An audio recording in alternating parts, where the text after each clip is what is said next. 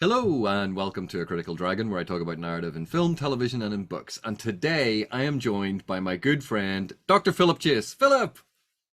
Hello, AP. How are you today? I am doing fantastically today. And today Good, we're good. going to have a conversation we've been meaning to have for ages. So for anyone who doesn't know, I'll get Philip to tell the full story. But Philip and I, we're going to have a chat about Grimdark and the evolution of the genre of fantasy, but from my perspective rather than Philip's perspective. And I will let Philip explain why we're having this chat, and it's all in good fun, and we're hopefully we'll have a lot of fun talking about it and learn a bit about the sort of the different evolution or traditions of evolution of fantasy transatlantically. Yeah, undoubtedly we will be having fun. But it's a great story. Actually, it is the first I ever heard from Dr. A.P. Canavan, who went by AP, just A.P. Canavan. But the very first comment you ever left on my channel, A.P., was on the video that I made about the origins and development of the fantasy genre. And here I was, this, academic fellow, distilling this vast history in narrative that's I think it's like 17 minutes long. I was very proud of that video, by the way, because I had visuals in it. So it was a technological leap for me on my video making. So And it was a great video. It yeah, was. It was very it good. was a People good. should go and watch it. Yes, it's a good video. I thought it was a good video. But it was a good idea, a great topic, and it really was a very short version. And I think I pinned a comment or something saying, "Look, I know I probably left out some things. So what do you think? Which authors do you think I should have mentioned?" Something along like that. I left a little comment to invite people to supplement the history that I had laid out. So this fellow AP Canavan left a comment responding to my invitation to leave comments, telling me that I forgot to talk about Dungeons and Dragons, which is true. I totally forgot about D&D, to talk about D&D as a big important influence on the genre in the 80s and forward. And then because I had talked about Grimdark, and I really only talked about Grimdark in terms of like I would say George Martin on. Okay, so I didn't get into the history of Grimdark at all. I just in a very shallow way talked about, okay, the Grimdark is the thing these days, and there are writers like Joe Abercrombie and Mark Lawrence and so on and so forth. So it didn't say a ton.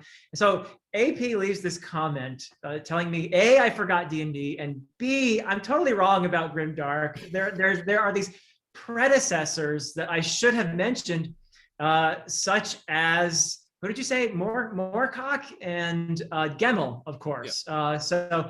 And first thing I thought was, well, who is this cheeky fellow, AP Canavan?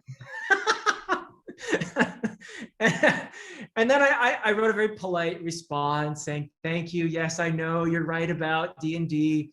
I'm not so sure about this Gamel chap or this Moorcock fellow, because, are they really as popular as George Martin, who is a much bigger name, a cultural phenomenon, if you will. And we had a nice exchange, and I actually kind of figured out, oh, damn, he actually knows, meaning you, AP.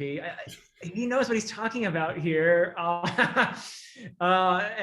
He's probably right, was the conclusion that I came to. Well, But we were going to have a whole discussion about this. yeah. So number one, I'm very sorry, Philip. Um, that and in all honesty, I watched your video. I enjoyed your video, but like all of us, we have massive blind spots when it comes to trying to understand the genre of fantasy Right. because it is absolutely huge. Anytime I think I have my head wrapped around what is fantasy, someone will come along and say, "Oh, have you heard of blah blah blah?" And I'm going, "I've never heard of those things. What are you Wow. talking about?" Because, and this is an issue we have with genre definitions, because obviously as academics there are definitions we use, and we use genre in a particular way, and we have particular definitions for those genres. And then you have publishing houses they use them as marketing terms, and they may define their genres differently because it's a commercial prospect and it's a way of grouping like and like, as genres are to do. But how they define it is slightly different to how academics define it. And then you get into fandom and you get into readership, and we will have different definitions again. And we might even have very personal definitions about what our understanding is. And I think Grimdark is a perfect example of this, because there is no settled definition. So I do want to apologize for the slightly snarky comment that I left.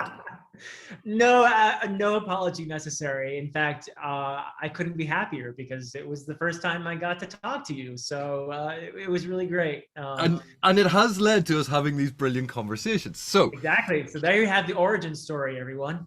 So I thought, thinking about Grimdark. Now, when anyone brings up Grimdark, someone is always going to say, "Oh, but the term comes from Warhammer 40k, from the tabletop game." It's like, yes, to be honest, everyone knows this. This is not a secret. This is not a. If you ever hear a conversation about Grimdark online, if you ever see this and you have that nugget of information, believe me, everyone already knows it. This is not a secret. This is not super special knowledge. Right. In the grim darkness of the future, there is only war, right? Or something like that. Yeah. And this was used to describe Warhammer 40k, and you go, great. Warhammer 40k is a science fiction, space opera, science fantasy style game, and it's a tabletop game. Late 80s, right? Late 80s? Yeah. Okay. Well, they started with Rogue Trader and as the basically more of a role-playing game, and then you had the 40k tabletop battle game, and Games Workshop, big UK company. And you see, this is why I think when we talk about Grimdark, we actually have to pay a bit more attention to what was happening in the UK to understand the origins of where it's coming from, rather than when it kind of emerges and we see it become popular in the US. That's when focus gets brought on it. And so, yes, George R.R. Martin, his A Song of Ice and Fire, Grimdark, here's a big example. And you go, yeah, it didn't come out of nowhere. That style didn't come out of nowhere. There's an entire tradition behind it. Yeah. But I've seen arguments that when we use Grimdark, we mean stuff like Warhammer 40k. And you go, well, no, because almost everyone, when they use the term Grimdark, is talking about a style of fantasy, not of science fiction, not of far future science fiction fantasy hybrid with space opera and military SF. That's not what people are talking about in terms of Grimdark. The term gets lifted from there, and of course, people adopt it, people adapt it, and people define it in different ways. Right. And we'll have a wee chat here about what, because I know that you have your kind of definition of where you come from on Grimdark, and I think I'm in the process of trying to evolve a different understanding of Grimdark. So Phil, what's your definition, or what you think are the key aspects of Grimdark? Yeah, so let me try this out on you, AP. And I actually had a conversation with Mike over at Mike's book reviews about Dead House Gates, and I was trying to explain to Mike, and this is something we can talk about later too, and specifically, it was about why the Malazan Book of the Fallen is not grimdark. So I was trying to explain that to Mike, but we can get back to that topic later. For now, I'll just try to explain what I think is implied in the label grimdark. So to begin with, I think that it has very little to do with violence, actually, because a lot of people define grimdark as very violent. Well, to that, I would simply say, why don't you read the Silmarillion and do a body count there and tell me if you think that the Silmarillion is grimdark. And I would hope that any Tolkien fan out there would say, no, it is not grimdark. So it's not just about violence. That alone does not suffice. I think it's something else. To me, grimdark is more about where your moral system, where meaning comes from, okay? So this has a lot to do with the history of humanity and religion and philosophy and a lot of things. So for a lot of human history, the majority believed, or at least pretended to believe in, some kind of God figure or gods, and in some belief systems, morality stemmed from that figure. So that's been the predominant of at least the way people seem to understand morality, and maybe a lot of people, not everyone. But so fantasy, I think, when we talk about classical fantasy, when we talk about Tolkien or even Robert Jordan or other kinds of fantasy, you typically will see a reflection of good and evil in there. And it's fairly clear where the good comes from. And it's often, it stems from some godlike being, okay, that is a sort of a creator figure that's sort of, yes, off in the distance somewhere, but is where all the good things stem from. And there's often even an evil being, right? Sauron or a shaitan or whatever, that represents evil. And this kind of morality, I think, reflects what I was talking about, the more dominant type of morality through human history, where we believe morality, sense of meaning, comes from some higher being, okay? So I think that Grimdark is actually very much related to the modern condition where religion is no longer the sole explainer of morality, where a lot of people no longer necessarily believe in a god, whence all meaning derives. So it goes way back, really, obviously, if we're going to talk about it in those terms. If it's related to for example, existentialism. I think a lot of times you hear people talk about Grimdark as being nihilistic. I actually disagree with that. I don't think Grimdark is nihilism necessarily. The Grimdark that I've read anyway, and I'll admit I'm not the best read when it comes to Grimdark, but the Grimdark that I've read tends to be more existentialist. And here's the difference. So nihilism is the universe has no intrinsic meaning, and nothing you do matters. Nothing you do matters. There is no meaning to whatever you do. Whereas existentialism, here's the fundamental difference as I see it. Existentialism says, yeah, there's no meaning intrinsically to the universe, but you create meaning by what you do. Okay, so you can craft meaning, you can carve meaning out of this hostile world, and by going out into it, and getting up in the morning, putting on your boots and strapping your sword on and going out and crafting meaning. So for me, that's what Grimdark is. It's existentialist. It's surviving in a hostile world, and it's defiance in a way. It's saying, I can have meaning no matter what you do to me. I'm going to keep trying. It's sort of this idea of Ragnarok, right? Everything's going to end, yeah, but before it does, I'm going to do some great deeds here. I'm going to live with courage.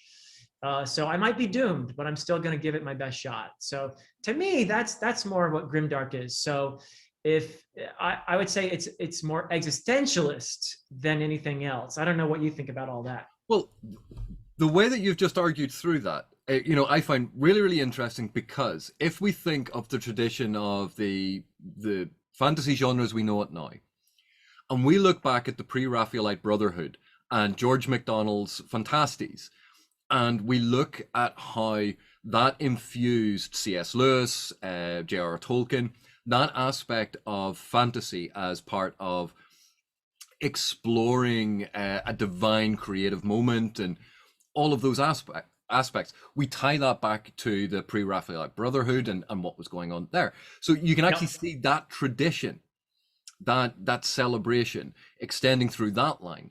And then if we take the point, if that is the tradition that, say, Tolkien is in, and we then have a set of authors who in some way react to Tolkien, that they reject Tolkien's notion for being very conservative, very backward looking, this pastoral idyll the nostalgic past that he seems to be trying to hold on to, and they're going, no, engage with the modern world. It's a rejection of Tolkien. We find it's a rejection of that that whole tradition, in which case, yes, you've moved over toward the more materialist, existentialist rejection of the divine, the embrace of the secular, and the understanding that no, we have to carve our own meaning. So your argument fits with the entire trajectory of what we understand about the modern genre of fantasy for a given value of that. We always hedge because we can't know everything. We have to do that. But so what I find interesting about that, if we think of the Pre-Raphaelite Brotherhood, so that's UK based, England. Yes. We're going back to the UK.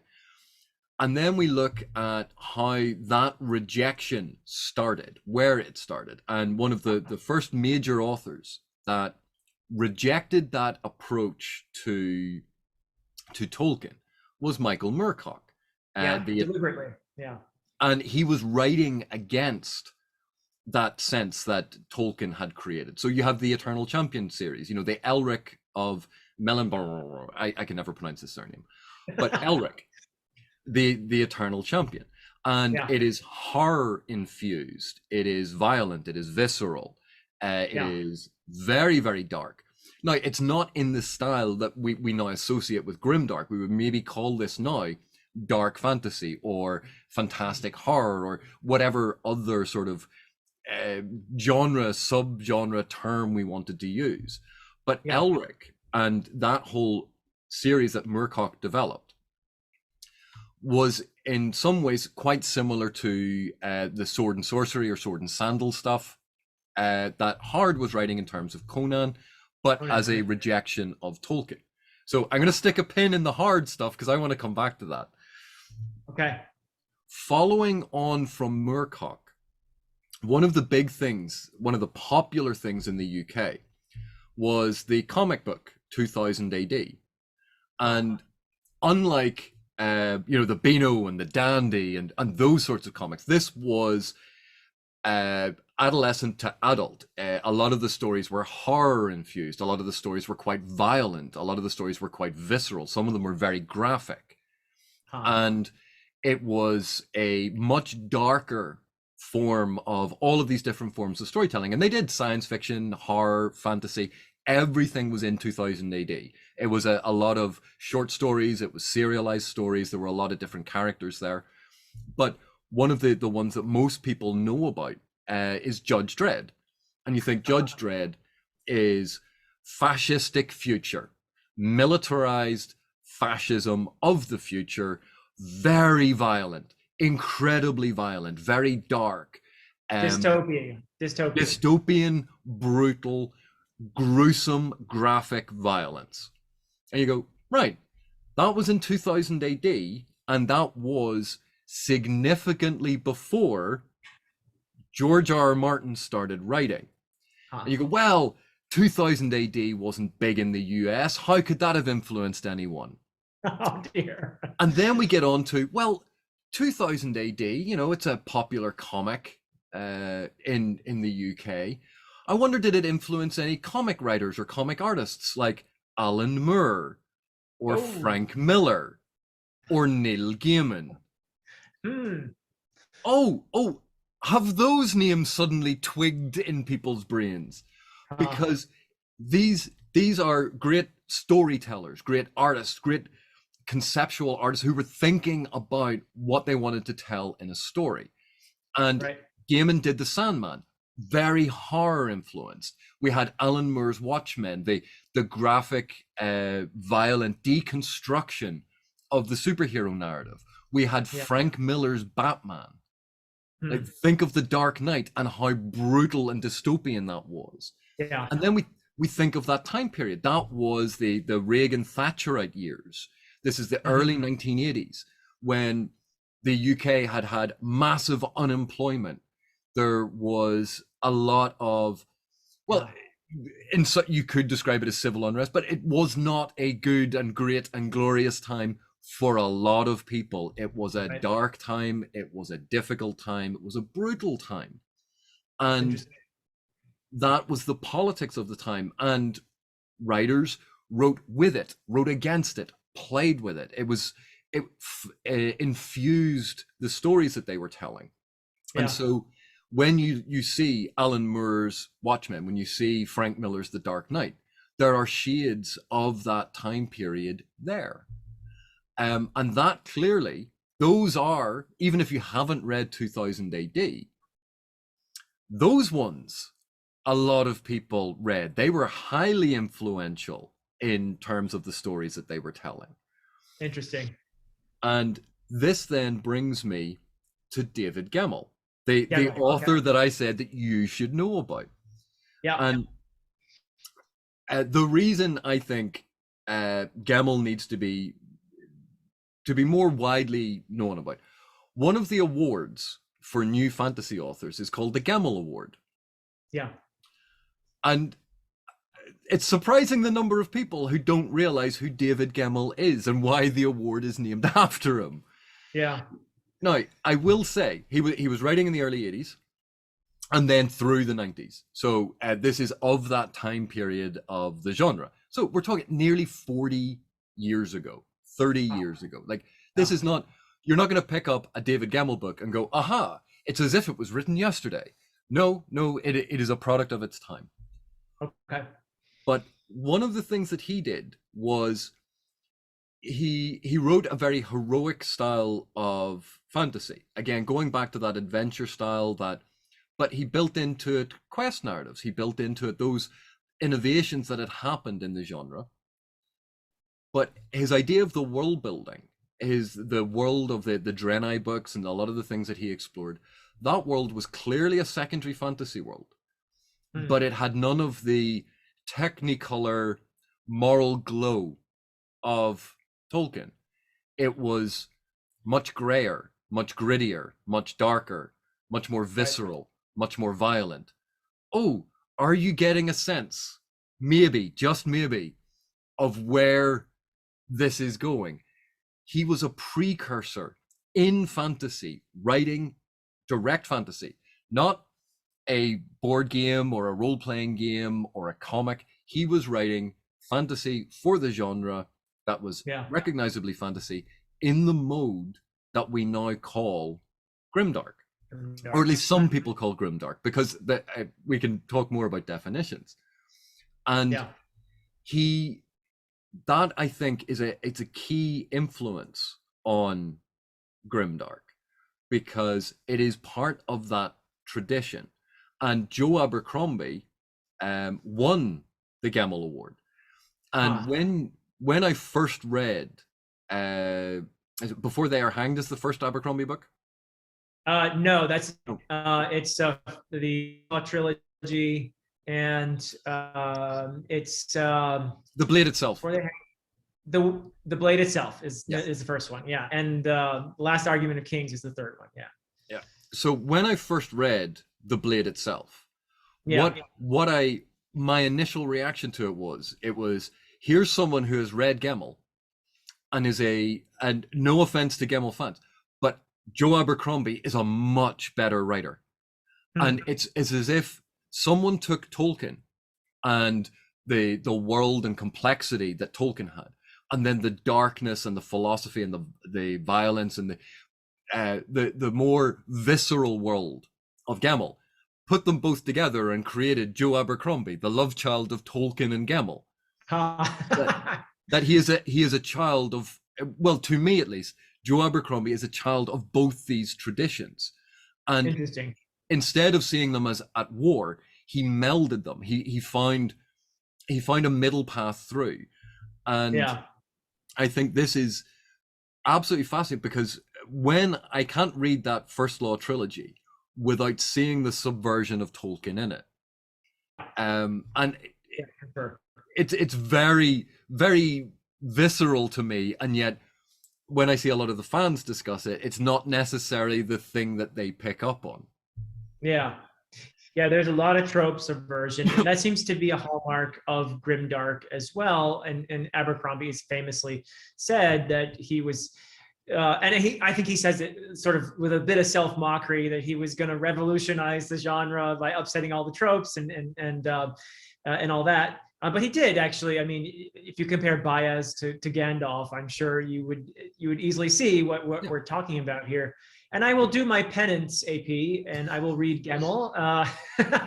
You and I are going to probably read it together, I think, once we're done with all the Malazan stuff. So that's I'm actually looking forward to that. And it's a gap in my fantasy reading that I have been wanting to fill actually for a while. So I was wondering if we could just for a moment then focus on this particularly important aspect of what people talk about when they talk about grimdark, which is violence. And my feeling on this is that, because this is going back to what I was saying earlier about where your morality comes from. So if you are convinced that you are a faithful follower of a God figure and that your morality comes from that God figure, human history shows that sometimes people who are in that situation are capable of perpetrating incredible violence, and for the reason being that God is on their side. We've seen this in history, and you will see there is a tendency in classical, which I'm associating older type of morality, to have, okay, so you have armies of orcs that are slaughtered, and we don't really blink at that. You know, it's like, okay, they're bad, they're evil, so, you know, they're all gone, no problem. Whereas grimdark, it seems to me, it's interesting because I think grimdark actually is more honest about violence in some ways. And the fact that violence is ugly and it's visceral and it's not black and white. It's not, you know, if grimdark is more likely to put you on both sides of the battle, and you're unable to make up your mind which is good or evil, and as a result you're not able to just cheer when the baddies get nailed, because you're like, oh well, I kind of like them actually, but I also like them, so I'm not sure how I feel about this. So I feel like when it comes to portrayal of violence, there's an honesty to grimdark that I admire in a sense, and it doesn't allow you to whitewash violence as easily as might occur in more traditional fantasy. I don't know. What do you think about all that? And I think that there are two related points here, because of course it was Thomas Aquinas, wasn't it, came up with the idea of the just war. Yeah. You know, and when you look at the violence in The Lord of the Rings, and an example I've used frequently that got Tolkien scholars very annoyed at me was after the Battle of Helm's Deep. Yeah. The orcs are herded into the middle of the valley, and the Huron, the tree creatures, are herded down by the Ents, and the orcs are slaughtered. Right. They don't get a chance to surrender. They don't get sent off to a work camp. They don't become prisoners of war. Right. They are slaughtered, and the humans and the elves stand on the battlements going, ha ha ha ha, isn't this great? Look. And then in the morning, all evidence has gone, as if no war crime has just been committed, and they haven't just committed genocide. Not a spot of blood, right? Yeah. And it's job's a good one. They're all gone. They were inherently corrupt, and of course, this is one of the complexities of Tolkien's work. And again, I'm giving an argument from one position. This is not necessarily how I feel about The Lord of the Rings, but right. When we look at when Merry and Pippin are captured by the orcs, and they're prisoners of war, the orcs feed them because they get the orc draft, so they make sure that they're looked after. Is it a standard of care that we admire? No, they're brutal and mean and nasty, but they make sure that they're given the orc draft, that they have food and are going to be healthy enough to be interrogated. The orcs demonstrate that they speak multiple languages, because you have three different orcs there that can all communicate with each other, and they all have their own language, and there's the language of Barad-dûr, there's the language that they're trilingual. These are not stupid, ignorant brutes. They are sentient creatures. And then over the course of the novels, we find out that the orcs have no choice. They have been enslaved by Sauron. This is a slave army.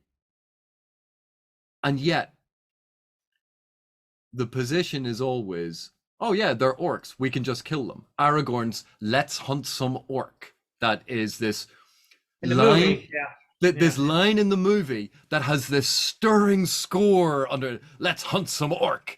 You fascist, evil bastard, Aragorn. The Return of the King, indeed. And when we hear about Éomer and the riders of Rohan who have been hunting down the orcs and just slaughtering them, and the orcs were basically surrounded and had dropped their weapons, and the riders of Rohan kill them. You go, sorry, who's meant to be the good guys here? So there's a moral complexity to the modern eye that I think the Lord of the Rings has that we sometimes overlook. And so it's not, when people talk about violence in Grimdark, you go, there's a lot of violence in fantasy everywhere. And if that is going to be a definitional thing about Grimdark, you go, well, how is it any different to anything else? That definition will apply to a lot of fantasy that people will go, no, but that's not Grimdark. So it can't be the inclusion of violence. That's the kind of the first thing that I would say. But the second thing is, how is the violence represented? And this is what you touched on, because critics of Grimdark, of which I have been one, I hold my hands up, have called some of the violence in Grimdark gratuitous. And sometimes, we can have a slip of the tongue and say things that we don't mean. There's a big difference between graphic and gratuitous. And I think at times I have described it as gratuitous when what I really meant was, I found in reading some of the Grimdark texts that the violence in it was very graphic. And is the violence in acclaimed Grimdark series more graphic than anywhere else? Well, I think it's in the portrayal. Before anybody massacres us in the comments, we like Lord of the Rings, we really do. But it's in the portrayal of the violence. And again, I think it's just that Grimdark tends to be more honest about violence, and in the sense that you don't have the same certainty, you don't have the same black and white that you tend to find in more traditional fantasy. And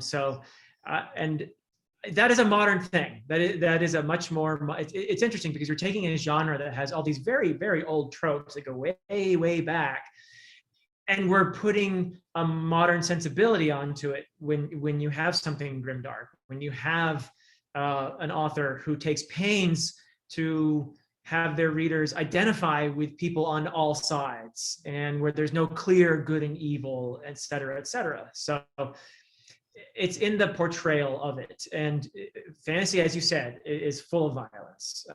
Silmarillion, like I said in the beginning, I mean, it's just, there's a body count there that I don't think you could match in anything that is technically or even loosely called grimdark. So, and I think some of the best grimdark authors, we've talked Joe Abercrombie, Mark Lawrence, Anna Smith Sparks.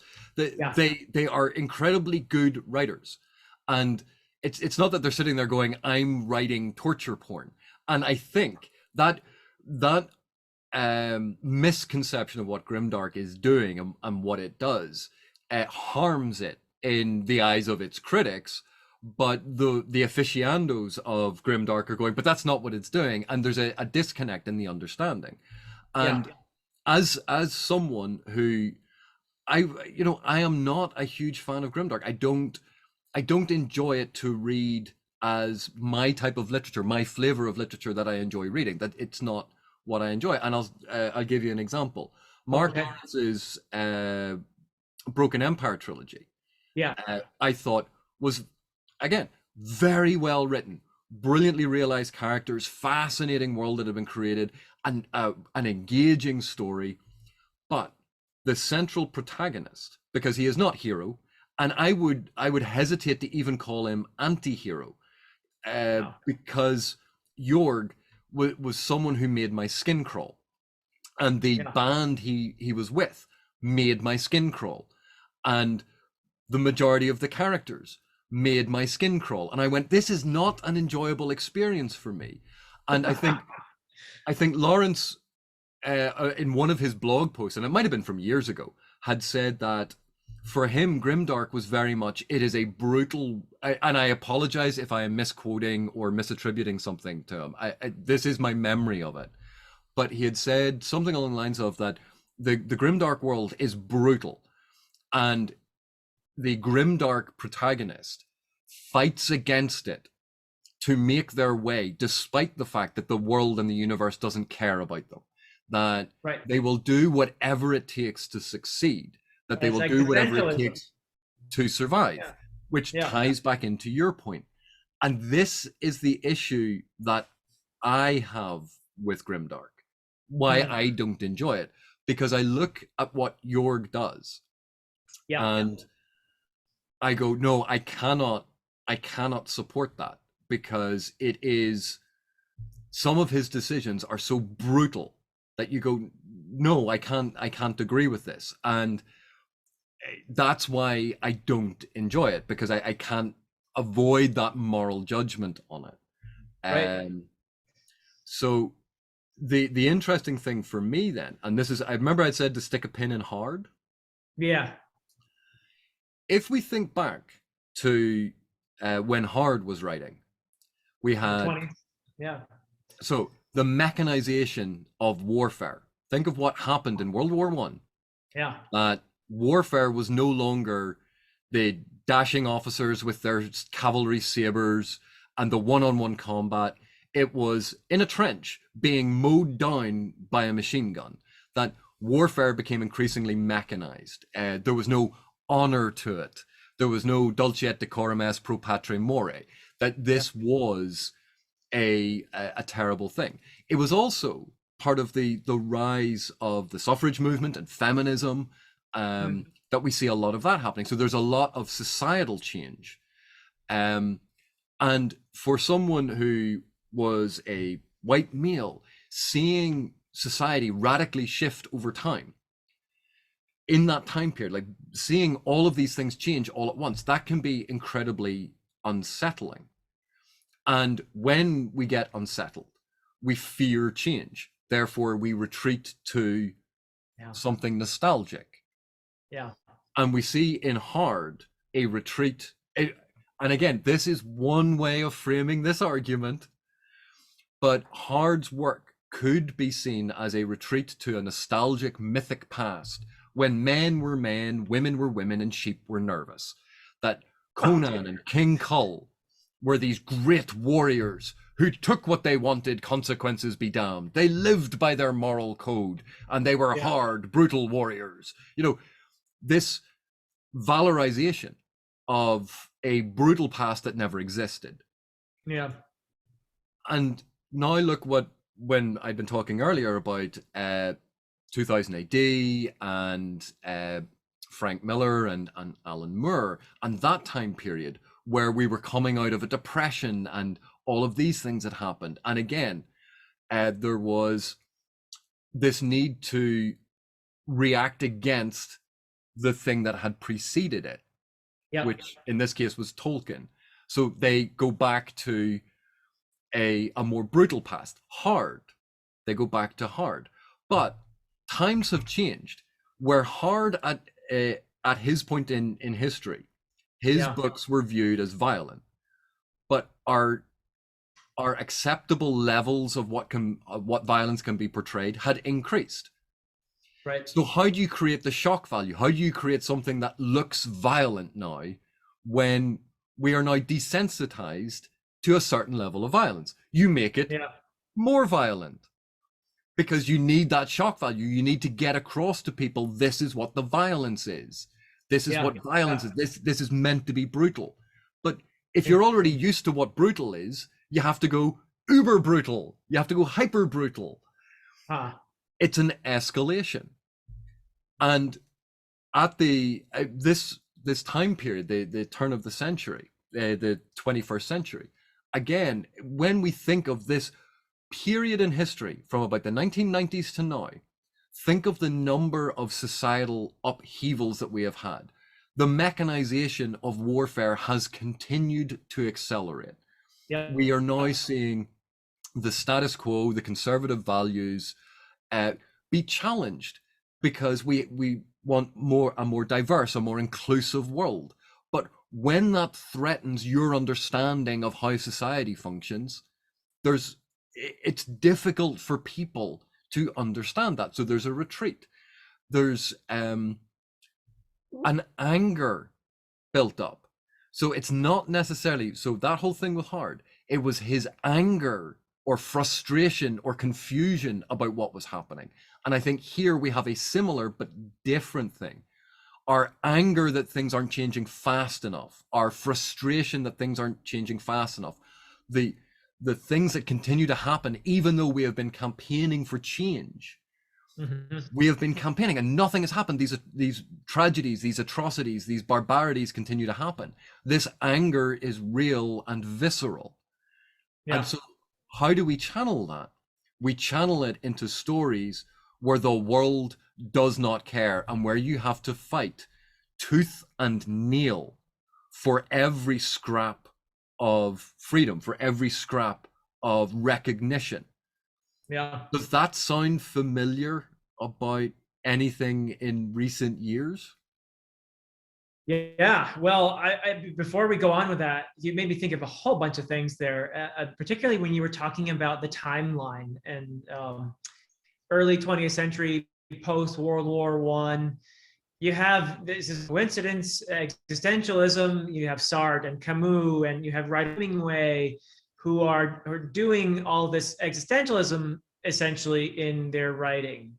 And you also have, it's interesting, as you were speaking, I started to wonder, is grimdark, is it fantasy's way of catching up with modernism?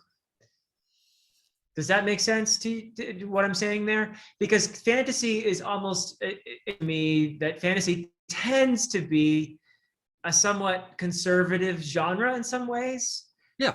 And because it's backward looking, it's filled with tropes, and not that people who love fantasy are conservatives. I'm not saying that, but I'm saying that fantasy tends to be, in a way, because of its inheritance from the past, and because it is somewhat backward looking for the most part, it tends to be a somewhat conservative genre. And so unless you can tell me names of authors who fit this sort of grimdark thing earlier than Moorcock and Gemmell, then perhaps what we could say is that it took a little bit longer for fantasy as a genre to sort of catch up with modernism. And grimdark is fantasy's answer to modernism. Does that make any sense? Well, and it's curious because we're looking, it's asynchronic, it's out of sequence, because we have obviously clear examples of postmodernist fantasy or post-structuralist fantasy. We have authors who've been experimenting with these things in fantasy.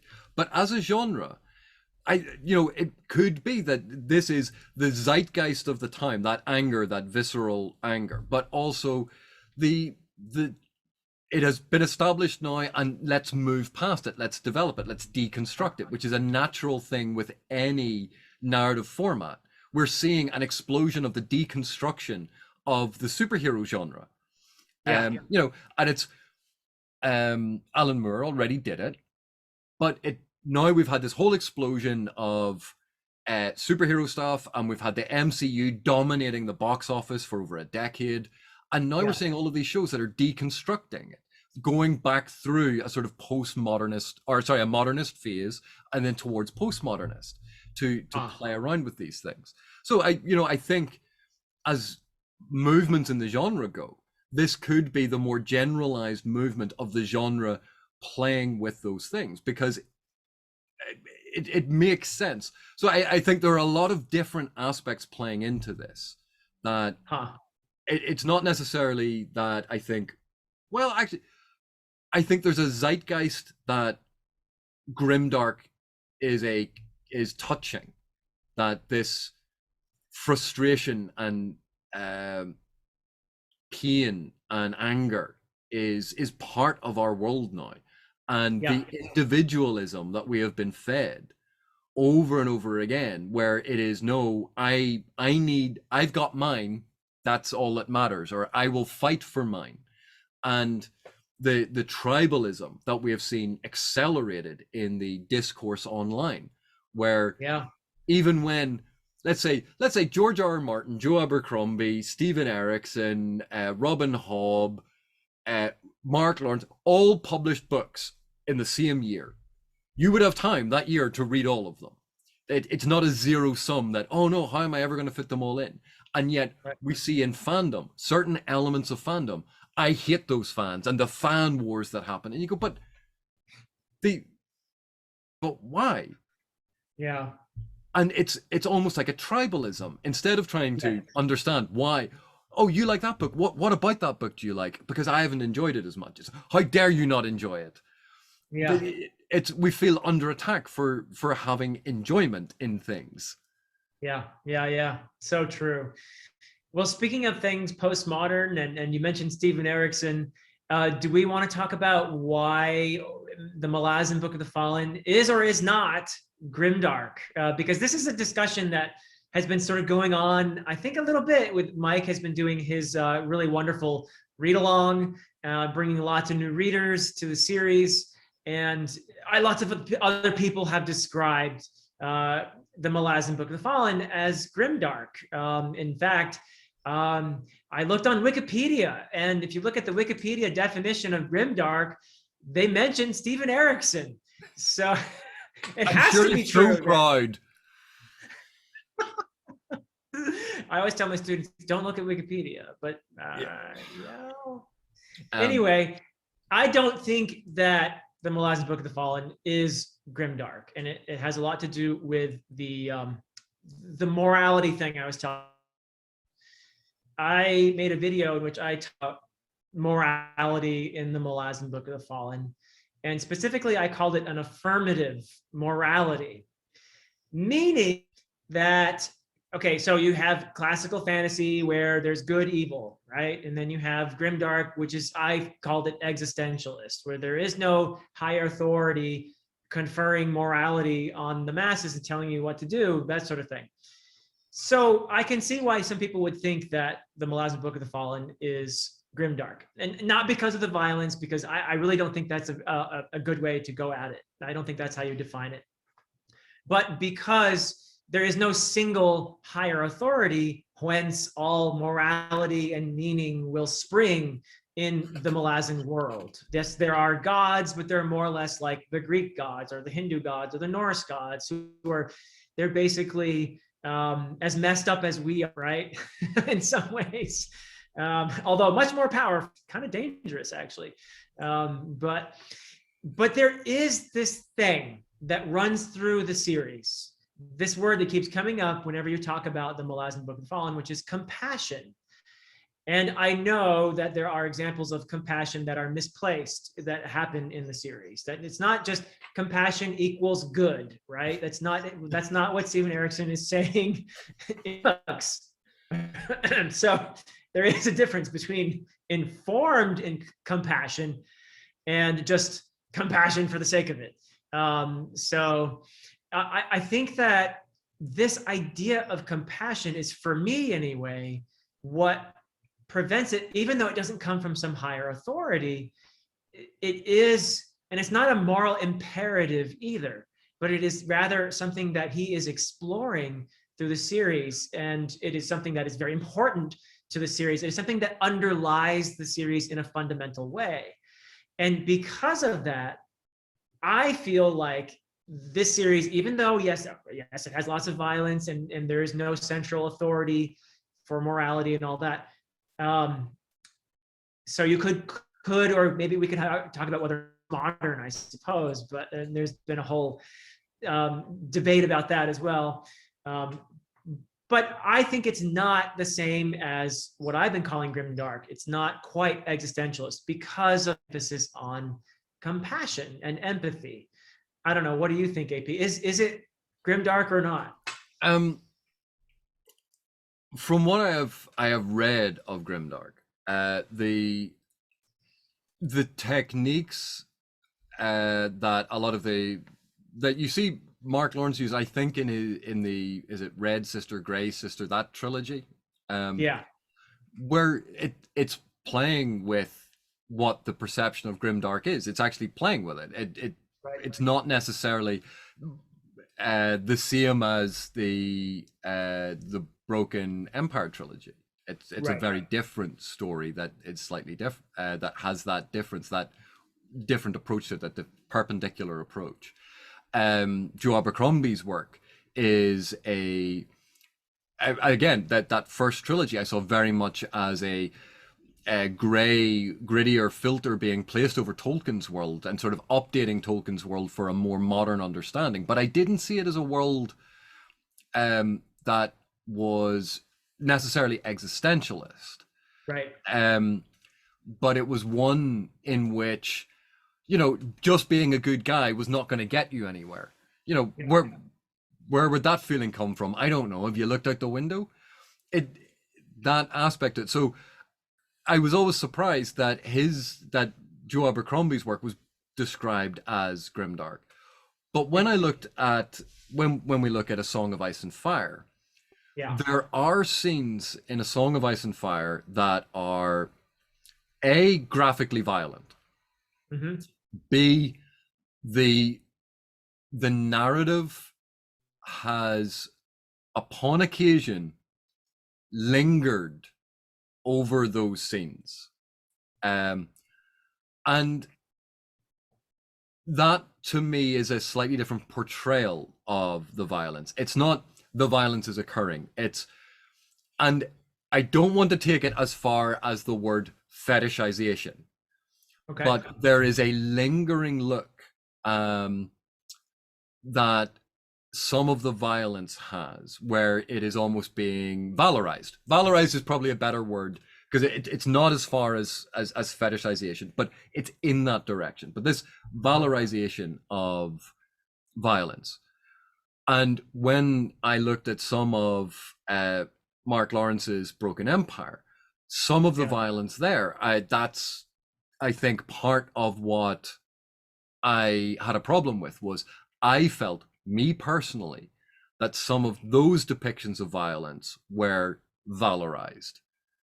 And for me, that's an aspect of what I think grimdark is, that it's not just graphic violence, but the negative aspect of it, where the violence is actively celebrated in some sense, where Tolkien valorized the just war and having a good guy, and if you kill a bad guy it's fine because you are morally just. Grimdark has it doesn't matter if you're a good guy or a bad guy, the violence is cool and the violence is awesome and violence is good. Now, I do not think that is a general principle across all of grimdark, and I think it is only rare instances in the novels that do that. But that is an aspect of it that I think some fans might feel is part of the definition of grimdark. And that is something we don't generally see in the Malazan Book of the Fallen. Erickson's work quite deliberately shows a brutal reality of violence, but often the depictions of violence are symbolic or are from a psychic distance and quite clinical. And there are clear-cut issues of bad guys who do receive punishment. There are bad people who get away with things, but there are bad people who get punished. So it's complex. I don't think the Malazan Book of the Fallen feels like grimdark to me. It feels like a very complex moral story. There is morality at the heart of it, and the morality is more humanist, and the morality is about the point of connection. And I know people go on and on and on about compassion in it, but for me, one of the key aspects of the Malazan Book of the Fallen is empathy, and the ability to see things from a different perspective. And that is not something that I've seen in Grimdark. Grimdark to me does not seem to be about empathy as a key value, and it doesn't seem to be about compassion as a key value, and it doesn't seem to be about understanding the world and getting along, which you'd think is a good thing. That's not in Grimdark, and if it's not in Grimdark, and that is at the center of the Malazan Book of the Fallen, that's the thing that I think differentiates it. And it's not simple small acts of compassion.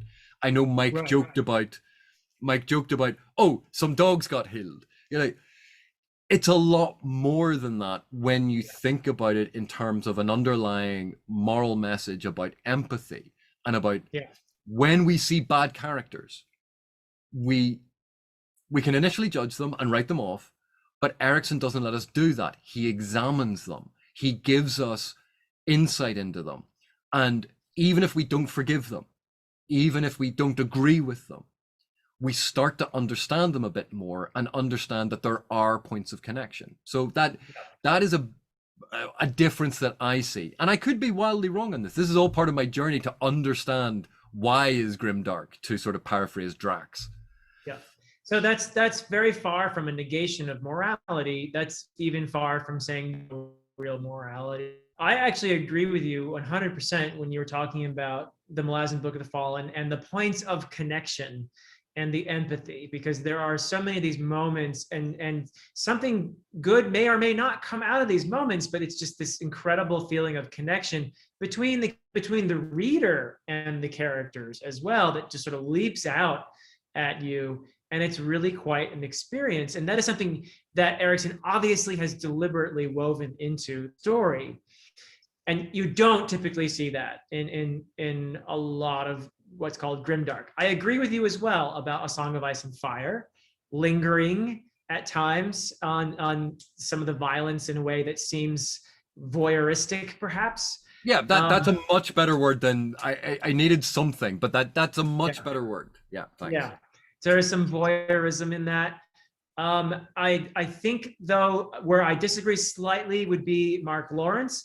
Joe Abercrombie, by the way, I think he embraces the title Lord Grimdark in the most ironic way. I don't know if he really thinks he's a Grimdark author. And it's interesting because Mark Lawrence as well. I think Mark Lawrence would say, okay, maybe Broken Empire trilogy is Grimdark, but everything else I've written is really not Grimdark. So I'm not really a Grimdark author. I've written all the books that are not Grimdark. And even Broken Empire, for me, we could have a whole long conversation about Jorg and everything. But for me, even at the end of the trilogy, Broken Empire, for me, and I want to, I mean, if anyone hasn't read it, I'm not going to give spoilers here. But no, we can give spoilers. I'll put a thing up on the screen. Oh, okay. Well, I'm just going to say that I found myself understanding Jorg Ankrath in a way that is similar to how how you described how Stephen Erikson is so good at presenting us with a character that is seen from another character's perspective. And we might hate that character, like Taishran or whoever in the beginning. I didn't pick that randomly.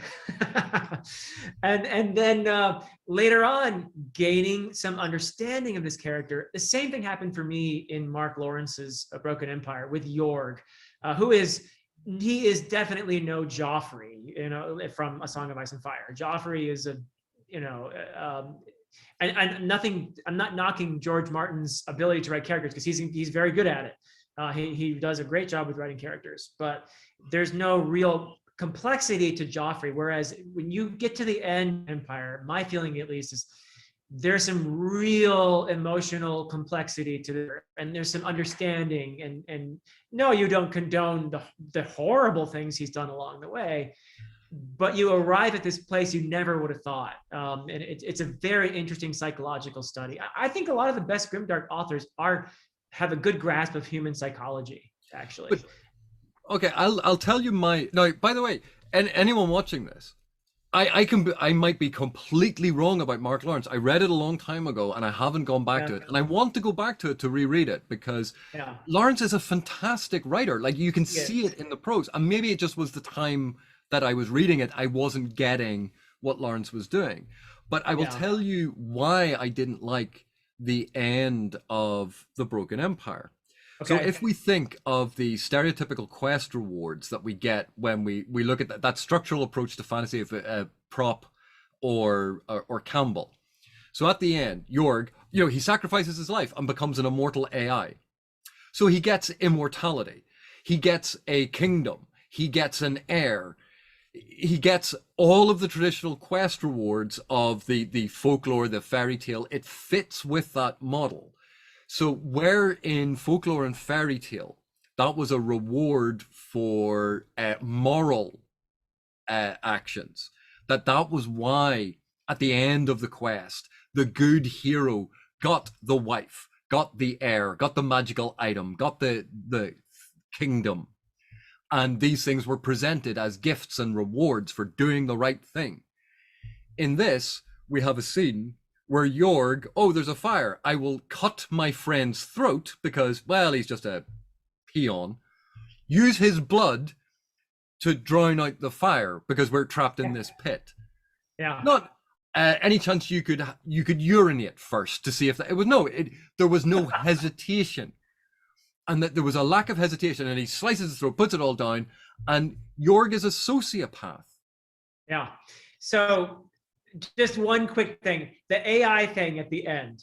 So is that actually Jorg? I don't think it is. So he's dead. He's gone, I think, if we're That's talking about his. the end.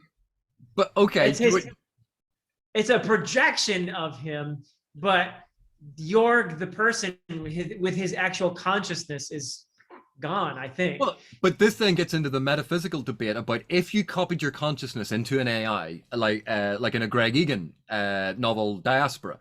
If your Yeah. consciousness is copied into the AI and is fully realized and can think and can evolve and can have new memories and new experiences, it's a copy of you. Then, Right. from its perspective, it is Jorg. There is no transition. It does not remember dying. The Yeah. Jorg that died is gone. And we see this actually, this was in the superhero TV show Invincible, the anime. Okay. And in it, one of the guys clones himself and copies his brain. And they both get up out of the machines and they both think they are an original, the original, because their brains are identical, their memories are identical. So which is the original? And then you get into the whole ship of Theseus argument. Yeah. I suppose it boils down to whether or not you think consciousness is somehow separate from the flesh. But that's a big debate. We're not going to solve it here today. But that's why at the end of the novel, that's why I felt Yeah, I hear you. and I hate to use this term problematic. Oh, I'm Yeah. sorry I said that, but that was why I didn't enjoy the end of the novel because I felt he got rewarded for Yeah. being the most brutal, sadistic, sociopathic murderer Yeah. in the world, and that made me feel uncomfortable. Yeah. And I get you. Yeah. no, and that is not a Mark Lawrence's fault. That's my reading experience of it.